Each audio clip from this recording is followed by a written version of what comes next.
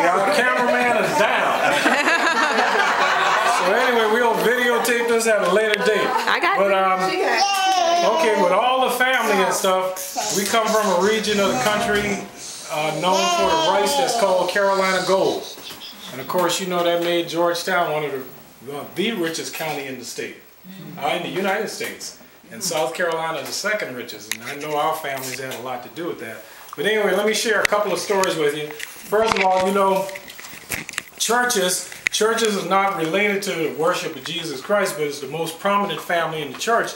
That's how you identify the church. So the stories were always told as a symbolism to telling a story within the story. So this first story has to deal with a Saturday evening on Broad and Prince. You gonna use Gullah? Gonna use Gullah. Okay, all right, we gotta do that, right? Oh, yeah. Cousin James, you hang on to your seat, baby. You're getting ready to fly. All right. So anyway, this particular Saturday, I've been down there on Prince and Broad. I think that we got. So this man in a steep hat, he come to me and he say, sir, are you looking for a church to worship with Jesus Christ? Well, y'all, I study for a long time and I scratch my head and I say, mister? I say, now that church way down there with that iron rod fence in front of them, that graveyard, that Dr. Beck church down there.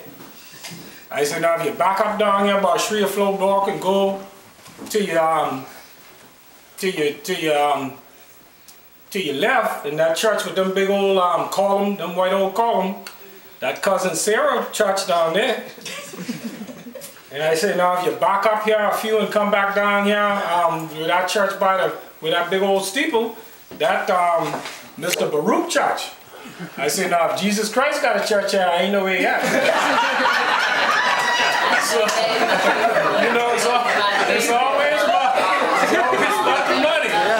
Money dictated the church. Am I right? Okay. So now this other story, let me finish this one up. This other story, you know, people do anything for money. But no, let me tell you this one. This is for the young people. Now you got to think about this. You know, that's why it's important for everybody to make sure you study outside the classroom and you go to different environments and you learn, because you're a product of your environment. But this has to do with a brother named Bull, not Bill, but Bull, B-U-L-L. Bull was down there from at a store. So Bull will come up. Sometimes, you know, when you walk and do all them things, you got to check on yourself. But Bull will come up to Mr. Johnson out the field, and Bull say, Mr. Johnson, say, all my people in Charleston, and they're doing very well.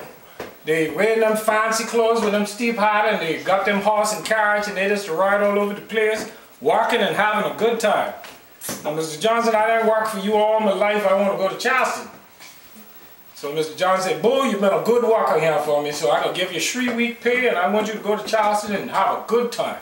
But y'all, Bull, get to Charleston, and the first thing Bull do is get on one of them trolley cars. You ain't know Charleston had them trolley cars. And Bull, the trolley car driver, had a steep hat and all dressed up, and he take off and he go on 3 blocks, and the trolley car stop, and the trolley car driver say, Ashley. So a lady and the 2 children get off. So Bull figures, say, well, that must be Miss Ashley and the children.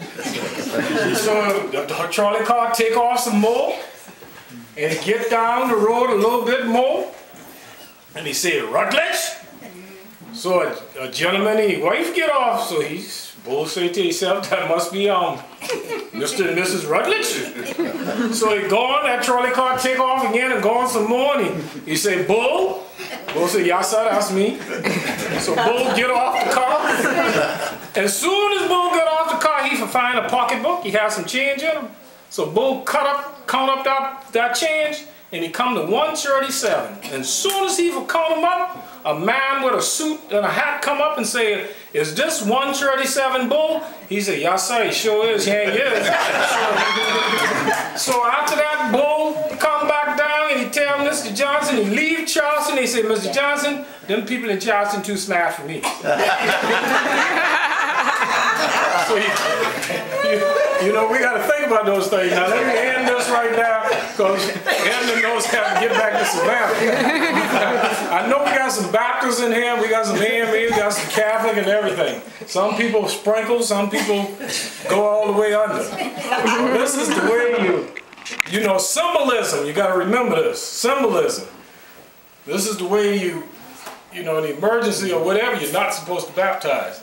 Well, this particular Sati, Mama been getting ready to go to town, so we chilling and playing on the porch. So we just play on the porch, and my sister kicked me and I hit him back, and Mama bust out on that porch with that strap and say, if you chilling off or got all this here, I'm gonna cut your rump right now. I say, no Mom, you ain't got to cut me rump. We gonna stop now. Cut all this play out, cause I gotta go to town and I gotta get these groceries.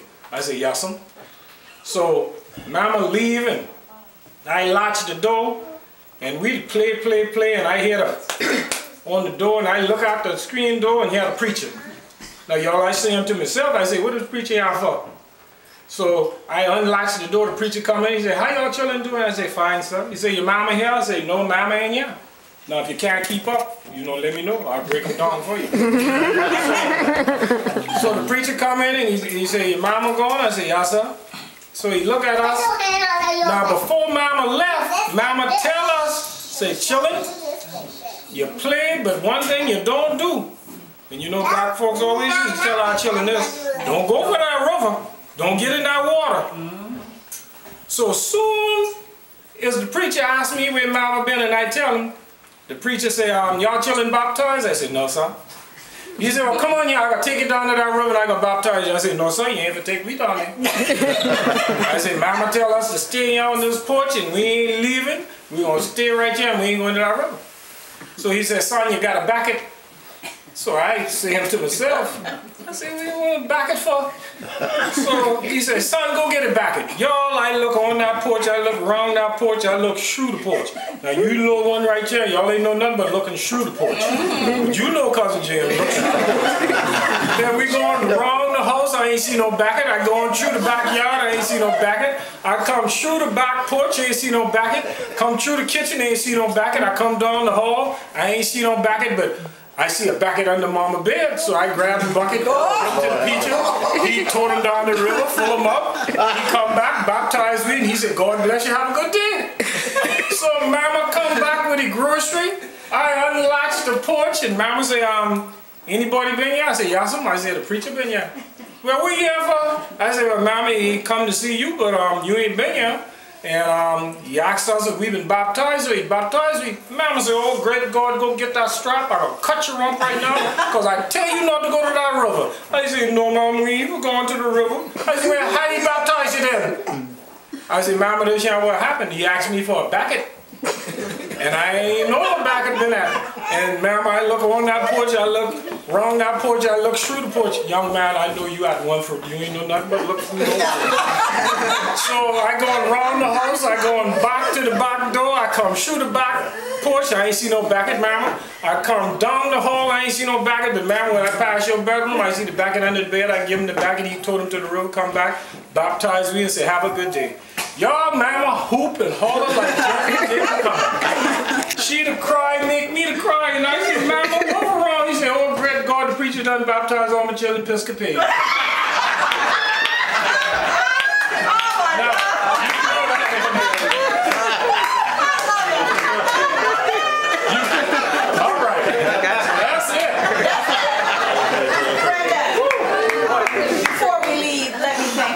Inviting us over to be a part of this celebration.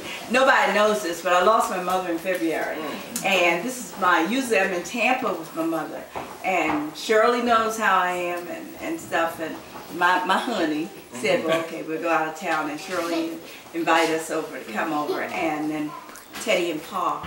You know, we're such a big family, and I don't have a big family. So I just wanted to say thank you, and it's such a pleasure meeting all of you. And hopefully, I'm sure you're going to invite me again. We're not going to wait on Bob. You just come on back. Come on back. Hey, and this is our mayor pro tem in the city of Savannah, and soon to be mayor in 2011.